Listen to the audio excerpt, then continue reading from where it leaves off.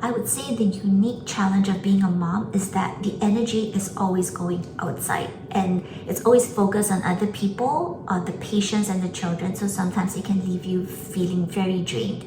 And the solution for this is that I need to withdraw inwards so that I have some time to myself, and every Sunday I schedule some hours entirely devoted to myself for prayer, meditation, and just allowing myself to connect to my intuition.